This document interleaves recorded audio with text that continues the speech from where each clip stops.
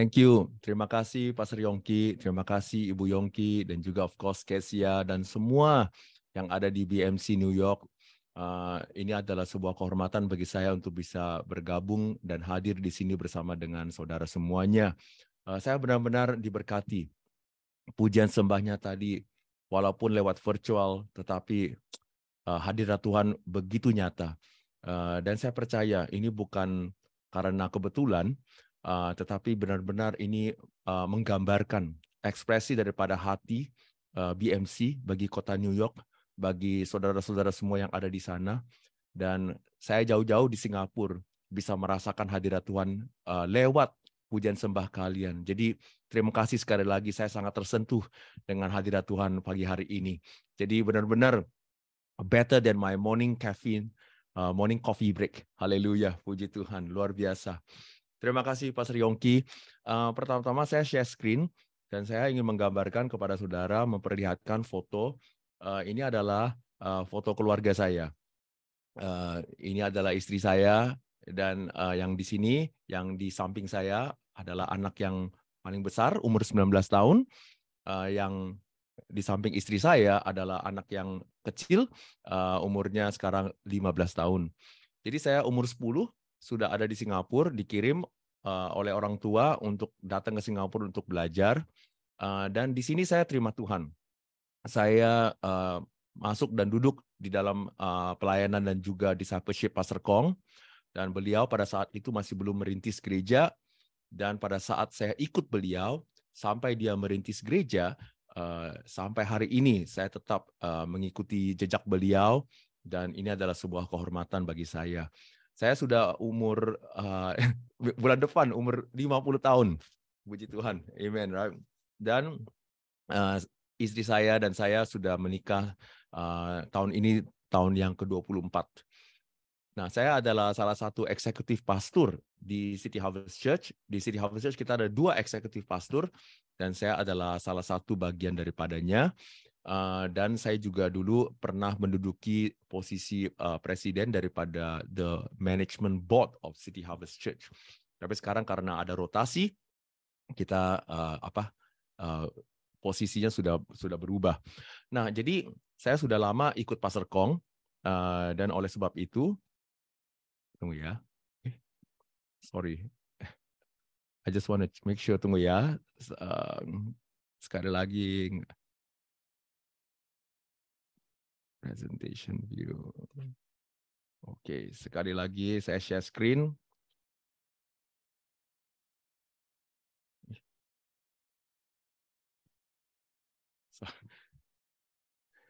Sorry.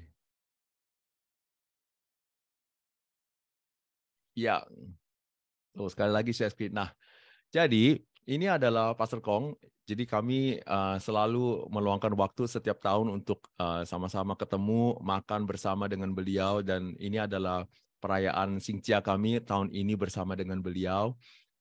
Dan saya udah ikut Pastor Kong sudah hampir 30 lebih tahun ya. Jadi sejak beliau merintis gereja, sebelum dia ada gereja, saya sudah ikut di bawah pemuritan daripada dia. Dan dari kecil, dari umur 14-15 tahun, sampai sekarang 50 tahun, saya selalu di bawah kepemimpinannya. Dan semua teman-teman saya di sini, itu adalah hampir semuanya adalah saya punya schoolmate. Jadi kita tuh sama-sama grow up together. Dan oleh sebab itu tahun ini sangat spesial karena hampir semua pendeta-pendeta di City Harvest Church itu memasuki umur 50 tahun secara bersama. So, luar biasa. So, hampir semuanya yang ada di sini adalah teman sekolah saya, karena pada saat City Harvest Church mengalami revival, kami mulai menjangkau murid-murid di sana, orang-orang yang ada di sana, sekolah-sekolah, dan juga terutama sekolah di Anglican High. Dan saya di sana mulai menjangkau Pastor Chuang, Pastor Bobby, semuanya kita tuh sama-sama seangkatan. So, it's been a long journey, tetapi saya percaya Tuhan Yesus itu baik dan Tuhan selalu setia. Kami telah melewati suka dan duka perjalanan City Harvest Church. Ada masa-masa jaya, masa-masa revival, tetapi seperti kayaknya saudara pasti sudah tahu, 10 tahun kemarin kami mengalami tahun yang sangat gelap sekali. Kami melewati lembah yang sangat gelap sekali. Tetapi seperti tadi yang telah kami semua nyanyikan, Tuhan selalu menolong kita. Tuhan selalu setia bagi kita. Dan saya percaya apapun kekelaman yang kita alami, Tuhan pasti akan menyertai kita dan membawa kita keluar dan selalu membawa kita ke tempat yang lebih baik dan lebih indah di dalam nama Tuhan Yesus. Amin. So sekali lagi terima kasih atas undangannya hari ini, dan sekilas ini adalah introduction saya kepada beliau semuanya. Dan hari ini saya ingin membagikan firman yang sangat simple. Oke? Dan saya percaya bahwa firman ini walaupun simple, tetapi untuk mengingatkan kepada kita bahwa Tuhan Yesus, Tuhan itu baik dan selalu menyertai kita. Di saat kita sedang mengalami kesusahan, jikalau kita tetap percaya kepada Dia, Tuhan Yesus pasti akan datang menolong kita.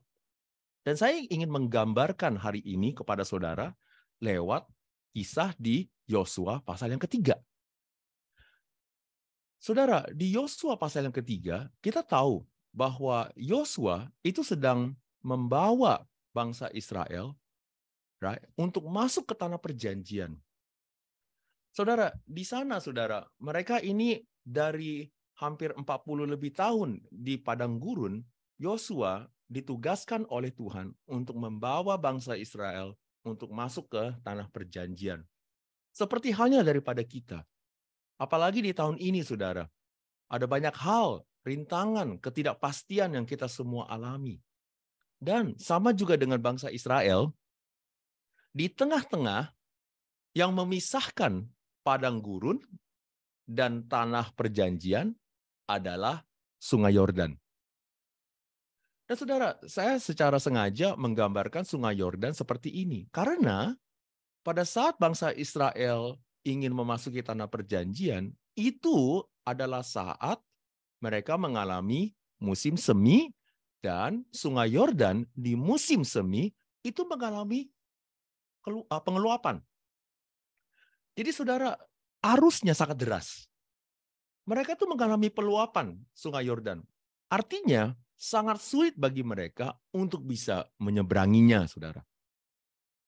Ada banyak rintangan yang menghambat mereka untuk masuk ke tanah perjanjian, untuk mengalami janji Allah di dalam kehidupan mereka.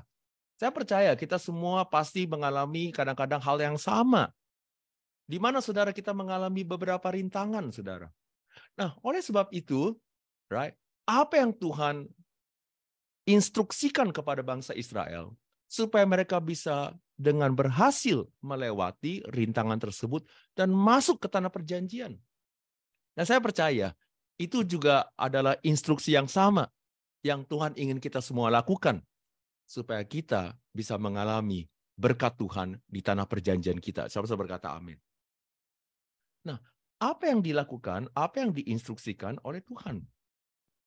Nah, saudara, kita di sini tahu, saudara. Sorry ya. Oke. Saudara, Sungai Yordan itu melambangkan tempat transisi. Dan saudara, kita tahu, saudara, ini adalah situasi yang hampir sama. Saudara masih ingat gak? Nenek moyang mereka, bangsa Israel, pada saat mereka keluar dari Mesir, hambatan pertama yang mereka hadapi adalah apa, saudara? Laut Merah. Dan Laut Merah adalah sebuah rintangan yang hampir sama, mirip dengan mereka yang ada di sini.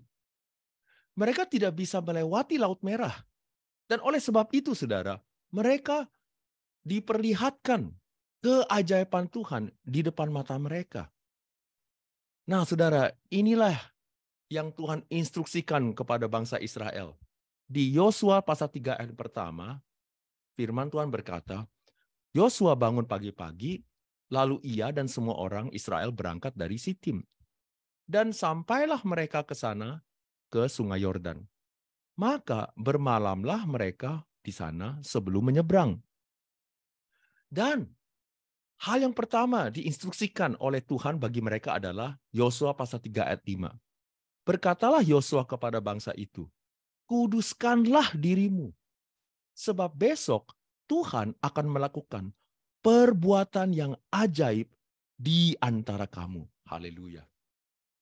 Saudara, instruksi pertama supaya kita bisa berhasil mengalami janji Tuhan di tanah perjanjian adalah kuduskanlah dirimu. Sebab Tuhan akan melakukan perbuatan yang ajaib.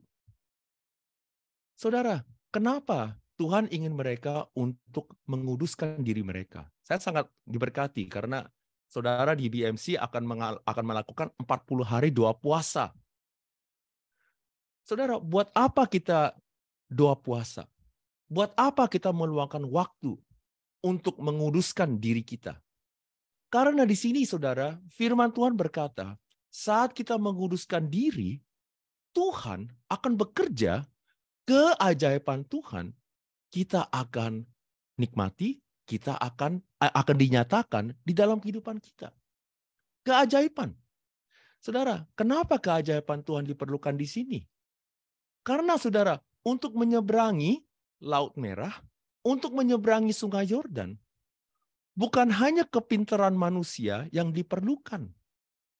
Bukan hanya kekuatan manusia yang kita perlukan. Ini memerlukan keajaiban Tuhan.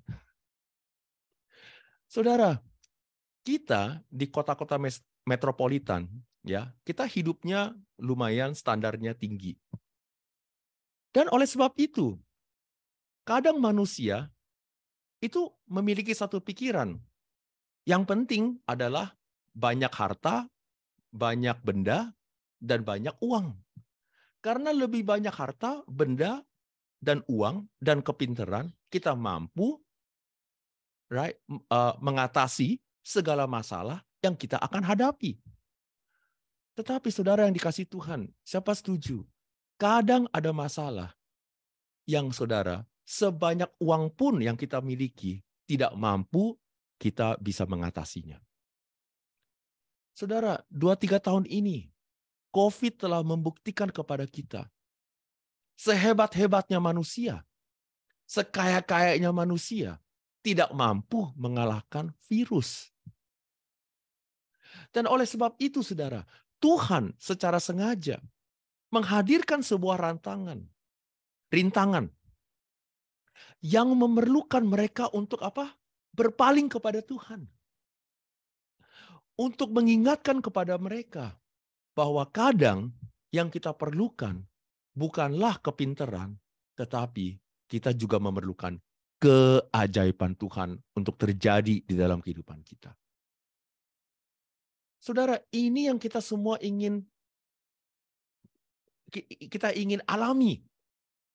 Karena saudara, pada saat saudara kita hanya bersandar kepada kepintaran, kita akan bersandar kepada diri sendiri. Tetapi jikalau kita bisa seimbang, hidup kerja keras, tetapi selalu sadar segalanya berasal dari Tuhan.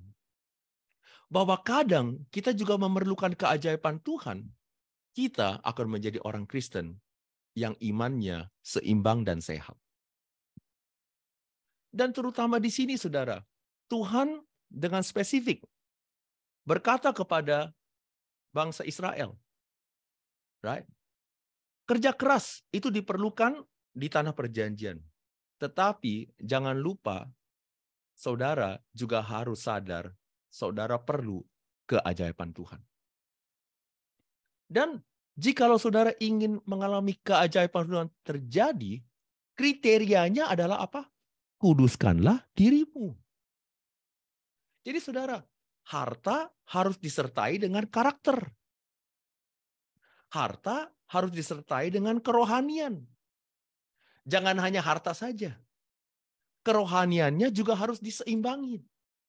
Baru saudara, harta yang Tuhan berkati kepada kita, karakter kita akan mampu menampunginya, mengelolanya dengan baik dan berhasil. Kuduskanlah dirimu. Saudara, itu sebabnya saudara, Alkitab berkata, Yosua pasal 3:23, setelah lewat 3 hari, para pengatur pasukan menjalani seluruh perkemahan dan memberi perintah kepada bangsa itu, katanya, segera sesudah kamu melihat tabut perjanjian Tuhan Allahmu yang diangkat para imam, yang memang suku Lewi, maka kamu harus juga berangkat dari tempatmu dan mengikutinya. Secara jelas, Tuhan berkata kepada bangsa Israel, saya akan menyuruh, right, tabut perjanjian Allah, tabut Tuhan, itu akan diangkat oleh suku Lewi, dan mereka akan dibawa ke tengah-tengah sungai Yordan. Pada saat kalian melihat hadirat Tuhan, tabut perjanjian diangkat dan menuju ke sungai Yordan, Alkitab berkata, ikutilah hadirat tersebut. Jadi saudara, hadirat Tuhanlah yang akan bekerja bagi mereka. Haleluya. Artinya saudara, cara kita mengatasi rintangan ini, itu memerlukan keajaiban Tuhan. Dan keajaiban Tuhan memerlukan kekudusan di kehidupan kita.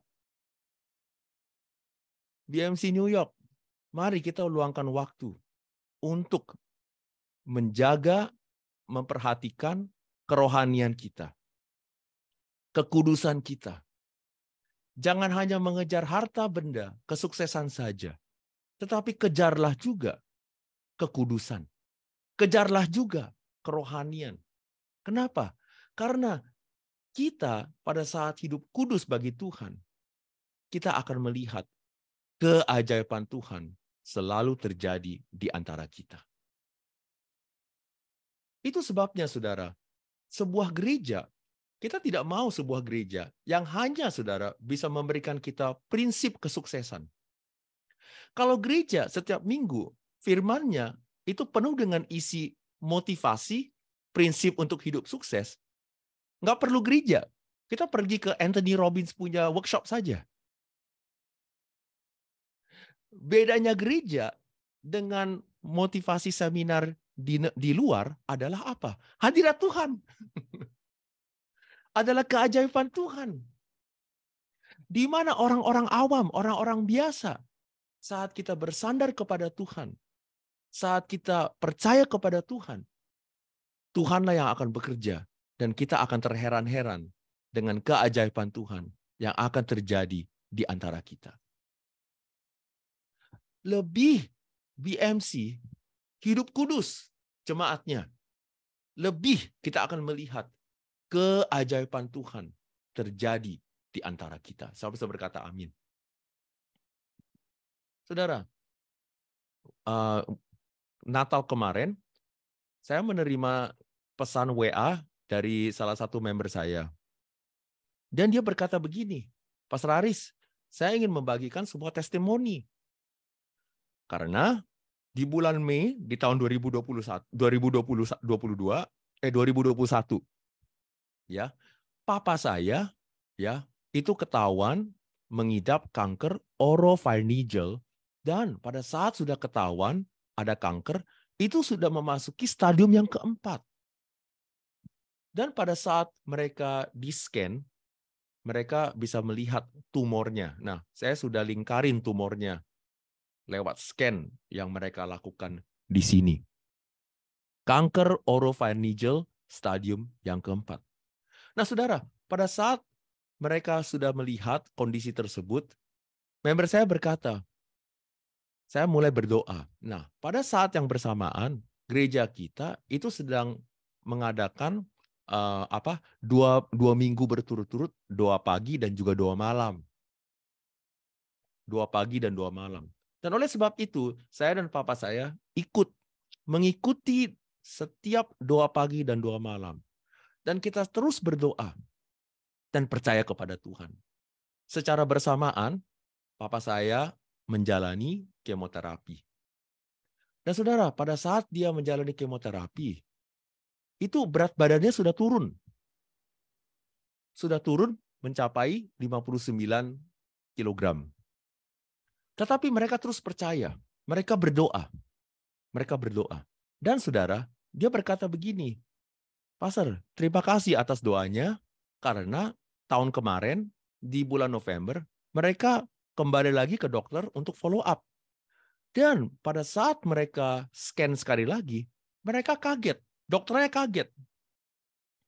Karena saudara, tumornya sudah sama sekali tidak ada. Kanker selnya juga sudah tidak ada lagi. Kanker oropharyngeal stadium 4 sembuh total. Tumornya sudah tidak ada lagi. Wow, saudara. Dia bilang begini, Pastor Aris, ini adalah best Christmas gift that me and my father ever have. Dan saudara, ini berasal dari mana? Of course berasal dari Tuhan. Tetapi saudara, Tuhan bekerja pada saat kita menaruh iman kita kepada Dia. Pada saat kita menguduskan kehidupan kita. Dan kita saudara, di saat kita mengalami situasi seperti ini, kanker stadium 4, siapa setuju? Sehebat-hebatnya kita, sekaya-kayanya kita, uang tidak mampu mengatasi situasi seperti ini. Saudara, situasi seperti ini memerlukan apa? Memerlukan keajaiban Tuhan. Saudara, akhirnya papanya sembuh dan dia sangat sukacita. Dan saudara, saya tanya kepada member saya, Maybelline, bisa nggak saya sharing testimoni ini kepada orang lain? Member saya berkata, yes please. Perlu mengingatkan kepada orang bahwa Yesus itu masih menyembuhkan orang-orang sakit sekarang, bukan hanya di Alkitab saja. Saudara, kadang kita ini ya, yang hidup di kota metropolitan, itu kadang-kadang saudara, terlalu praktis, terlalu praktikal. Sampai-sampai lupa spiritual. Terlalu praktis, tetapi sampai-sampai kita lupa kerohanian. Tetapi di sini saudara, Tuhan ingin kita sebagai orang Kristen, sebagai anak Tuhan. Tuhan kita adalah Tuhan yang ajaib. Tuhan kita adalah Tuhan yang hebat. Dia mampu melakukan hal-hal yang dahsyat dan yang luar biasa. Dan oleh sebab itu, kita sebagai anak Tuhan, jangan hanya mencari prinsip kepraktisan untuk bisa hidup sukses. Lakukan lakukan hal tersebut. Itu penting. Supaya kita bisa hidup sukses dan makmur. Tetapi secara bersamaan, perhatikan juga kerohanian. Perhatikan juga kekudusan.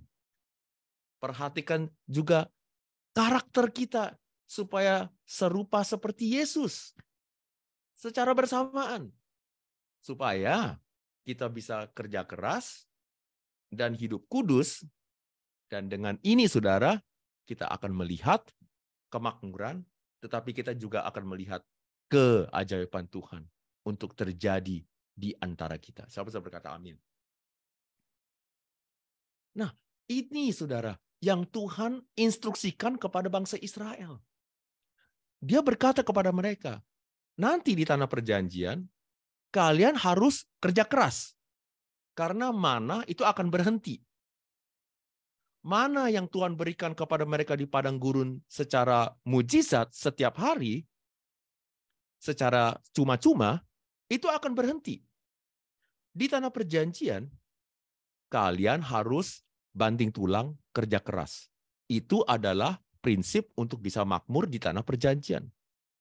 Tetapi, untuk mengingatkan kepada mereka akan keajaiban Tuhan, Tuhan mempersembahkan kepada mereka rintangan pertama di Sungai Yordan sebagai sebuah rintangan yang memerlukan keajaiban Tuhan, yang memerlukan kekudusan di dalam kehidupan kita. Haleluya.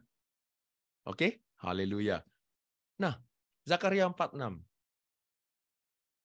Firman Tuhan kepada Zerubabel, bunyinya adalah, bukan dengan keperkasaan dan bukan dengan kekuatan, melainkan dengan rohku, firman Tuhan semesta alam. Haleluya. Saudara, itu yang pertama. Kedua, instruksi kedua.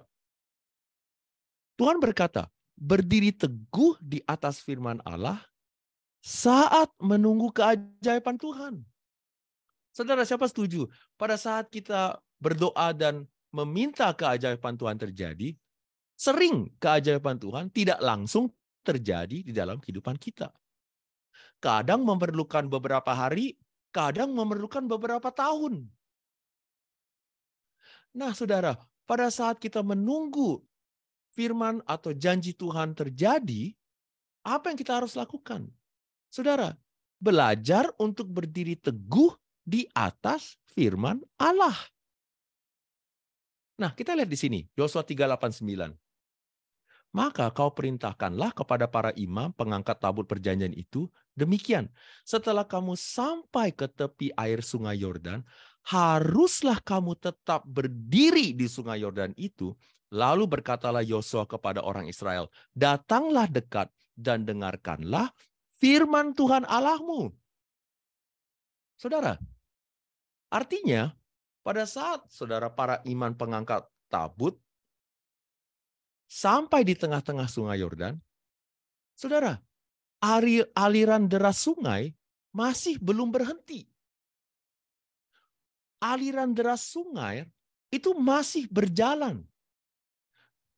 Artinya, saudara, sungai Yordan masih belum kering, masih belum, saudara, mujizat Tuhan masih belum terjadi.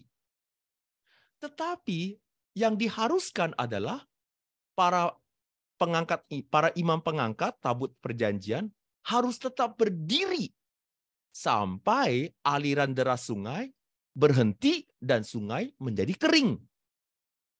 Dan Yosua instruksikan bangsa Israel juga ikut turut. Untuk apa, saudara? Berdiri di tengah-tengah sungai sampai sungai Yordan menjadi kering. Nah, kita lihat di sini, saudara. Yosua pasal 3 ayat 16 berkata, air sungai Yordan itu sudah mulai terputus pada saat para pengangkat imam masuk dan berdiri di tengah-tengah sungai Yordan. Sudah terputus. Tetapi aliran sungainya masih ada sisanya. Saudara, kita lihat di Yosua pasal 3:16.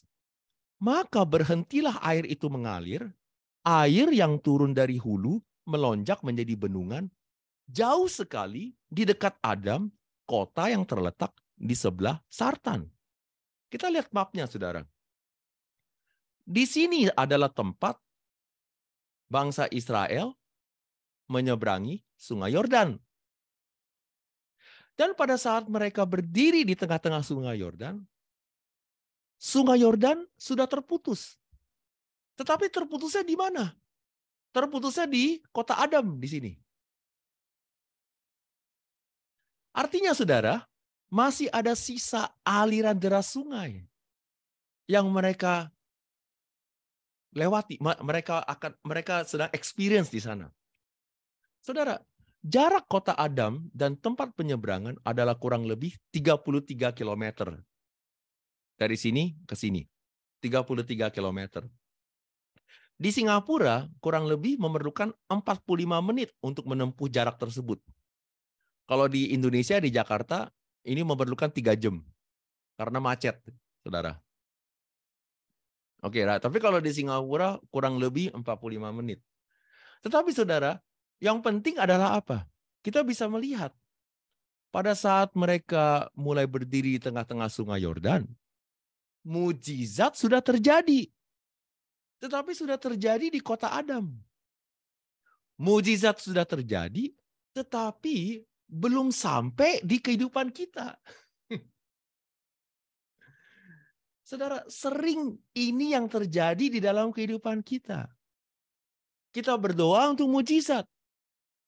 Saudara, Tuhan berfirman, Dia pasti akan bekerja bagi kita. Dia pasti akan menolong kita. Tetapi pertolongan tersebut kadang memerlukan banyak waktu untuk akhirnya sampai di kehidupan kita. Siapa yang berkata amin? Saudara, campur tangan Tuhan sudah bekerja.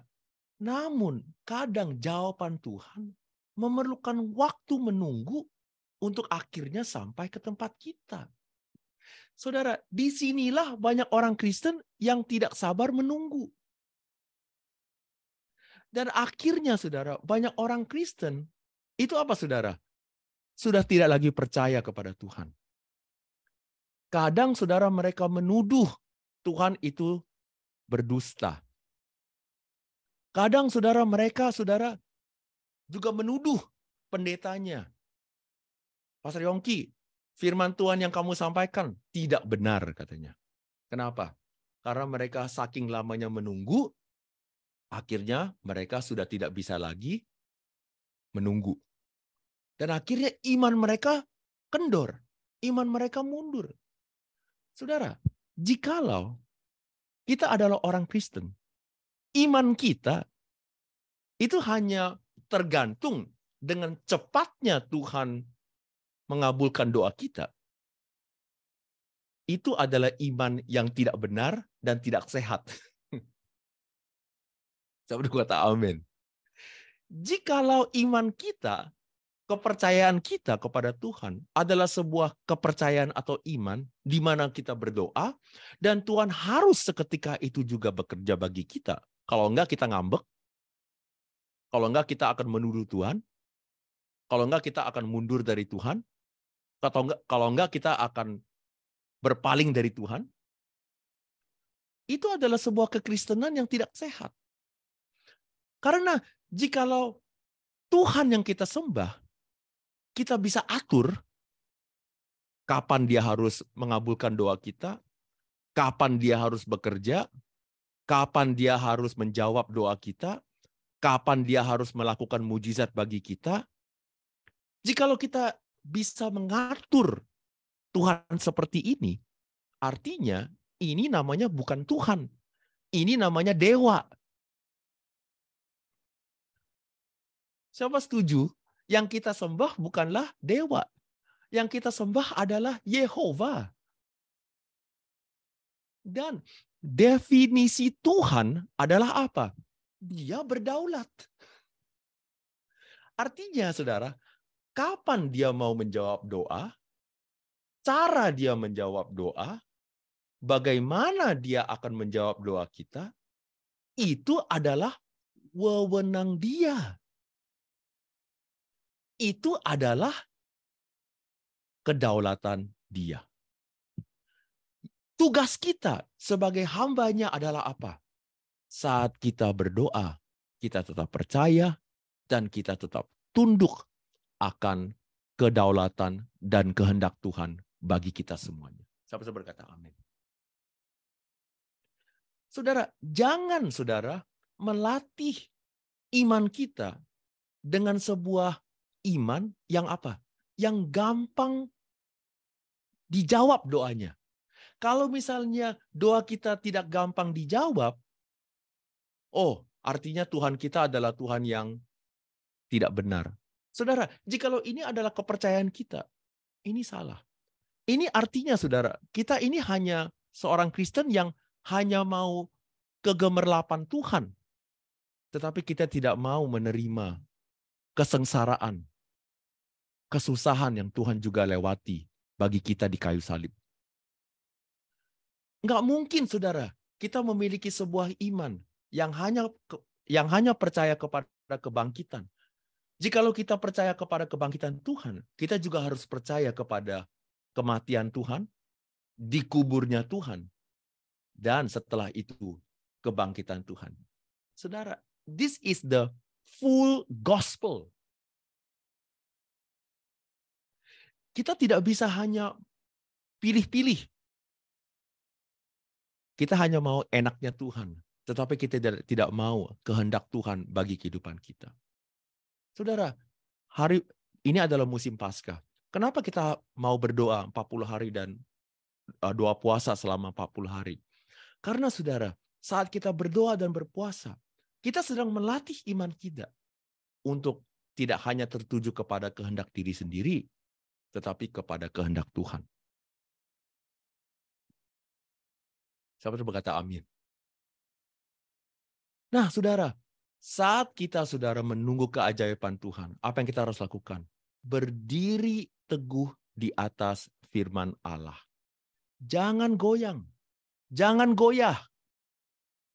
Saudara, saya sekali lagi, saudara, tanya kepada member saya. Saya tanya, can I use this testimony to the church?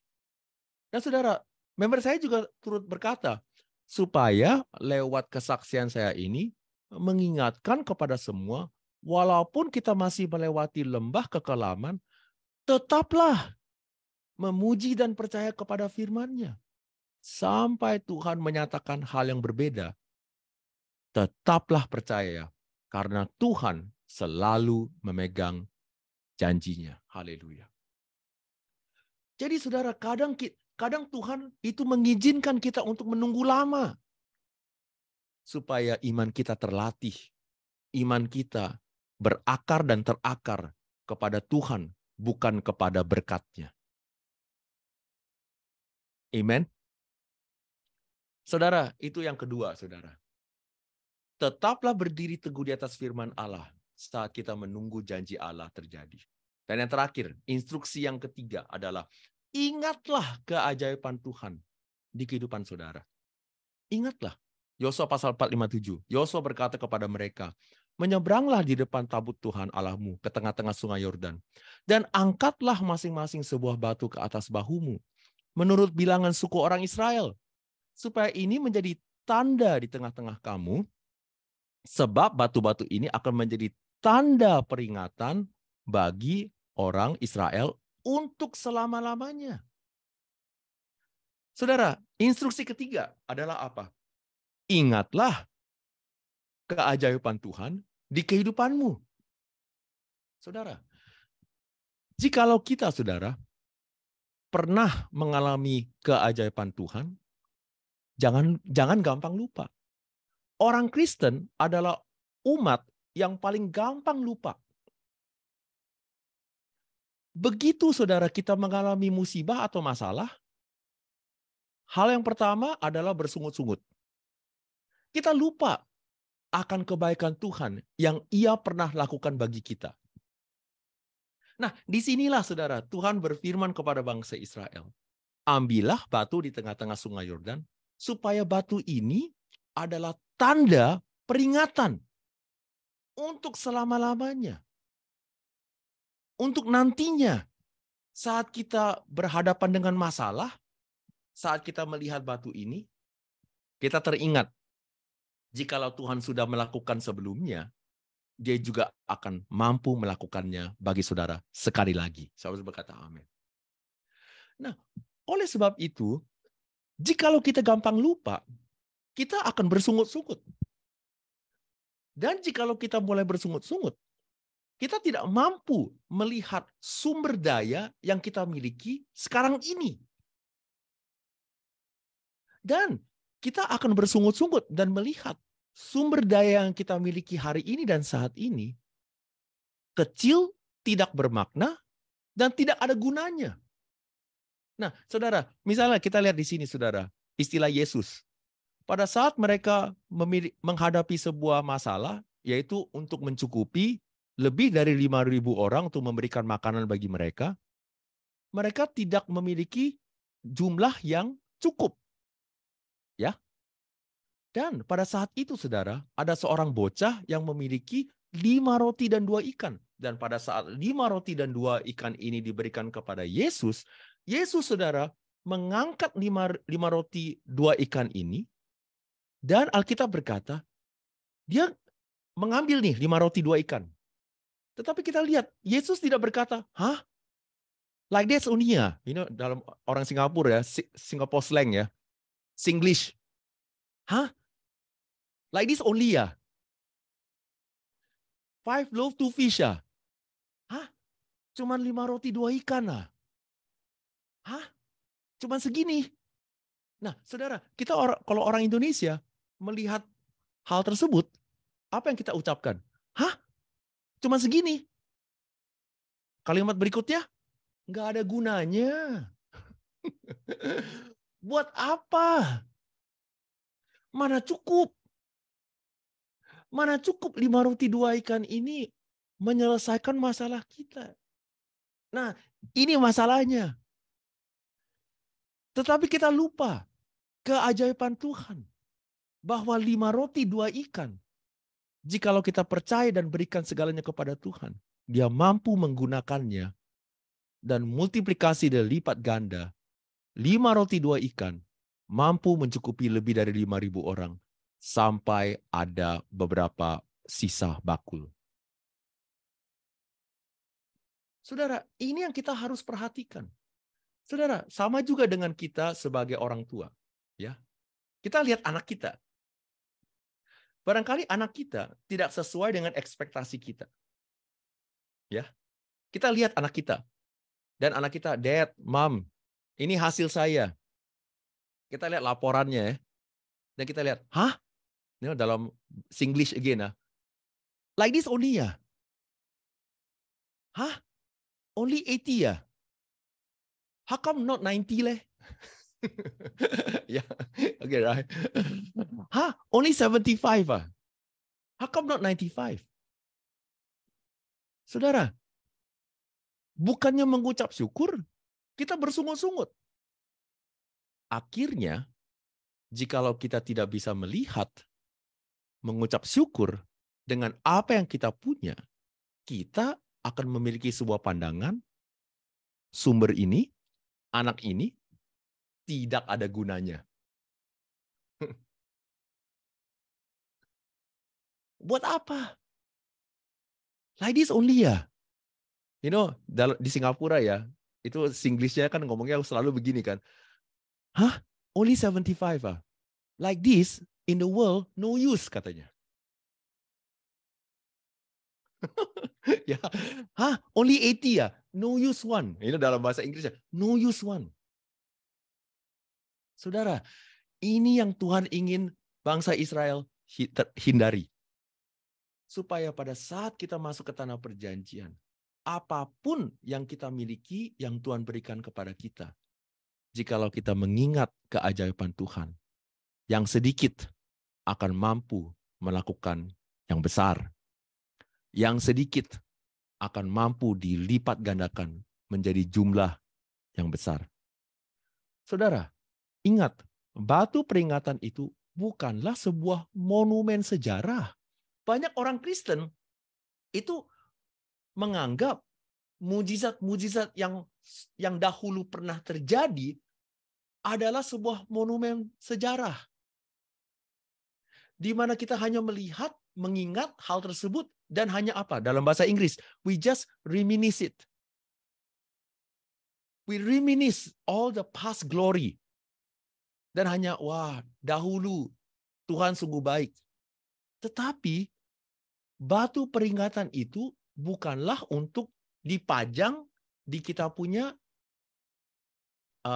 shelf. Ini bukanlah sebuah pajangan. Batu monumen itu adalah supaya kita diingatkan referensi iman, supaya kita semua bisa terus percaya akan keajaiban Tuhan untuk seterusnya.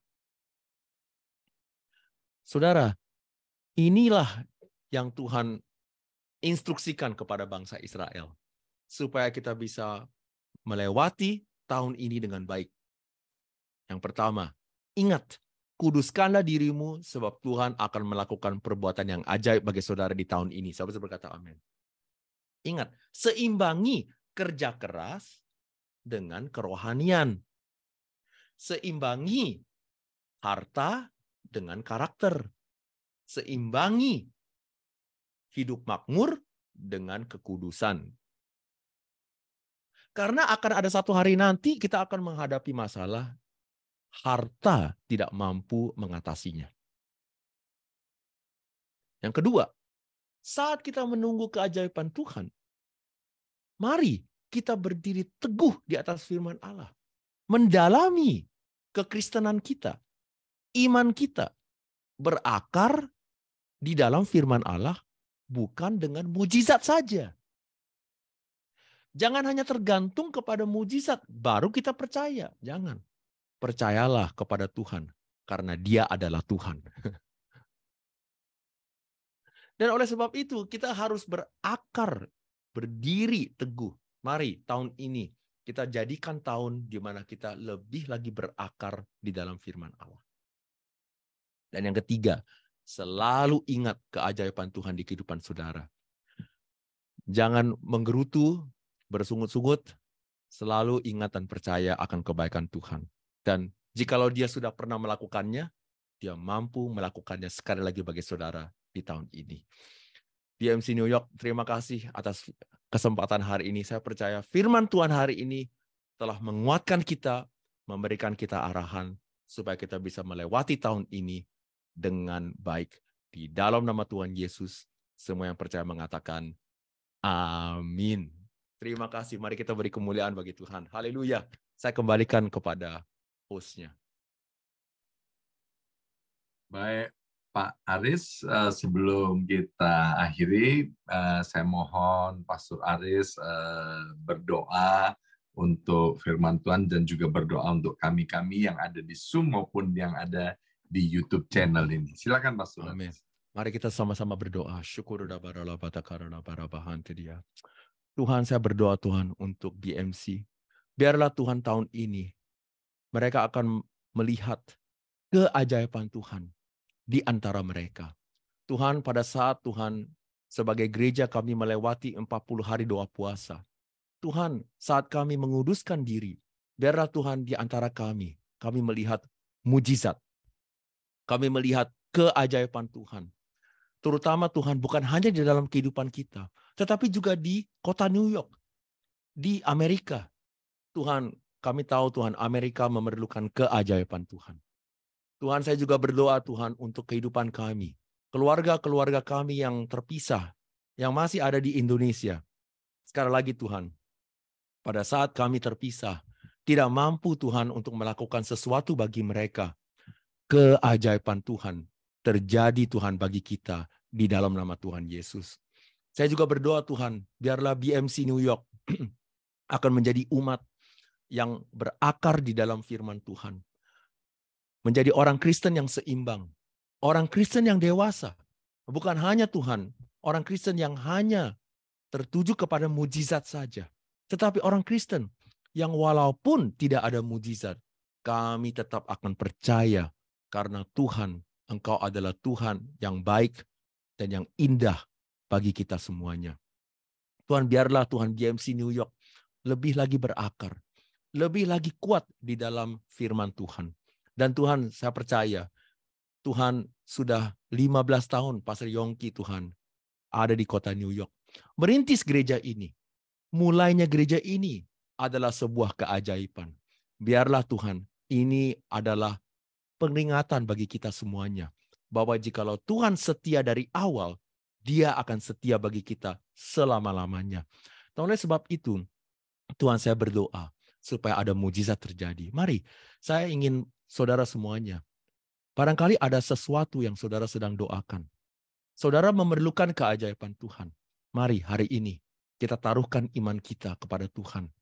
Dan kita berdoa supaya keajaiban itu bisa terjadi.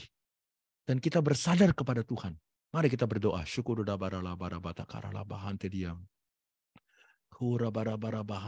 Mujizat Tuhan bisa terjadi. Tuhan, jikalau Engkau telah melakukannya bagi kita, Engkau mampu melakukannya sekali lagi Tuhan. Sekali lagi Tuhan. Lebih dahsyat lagi. Lebih luar biasa lagi. Dalam nama Tuhan Yesus. Untuk gereja ini. Tuhan makin dahsyat. Oh, makin dipakai oleh-Mu Tuhan. Kesehatan. Kesembuhan ilahi Tuhan bisa terjadi. Dalam nama Tuhan Yesus. Tuhan Yesus, kami berdoa Tuhan. Dan kami percaya pada saat kami berdoa. Dan saya berdoa Tuhan, khususnya 40 hari doa puasa nanti Tuhan. Biarlah tingkap-tingkap langit di surga terbuka di BMC. Dan lewat BMC Tuhan, kota New York diberkati. Orang-orang Indonesia di New York diberkati. Makin banyak jiwa-jiwa diselamatkan. Tuhan, saya berdoa, berkatilah Pastor Yongki dan seluruh keluarga. Dalam nama Tuhan Yesus kami berdoa. Semua yang percaya mengatakan, amin.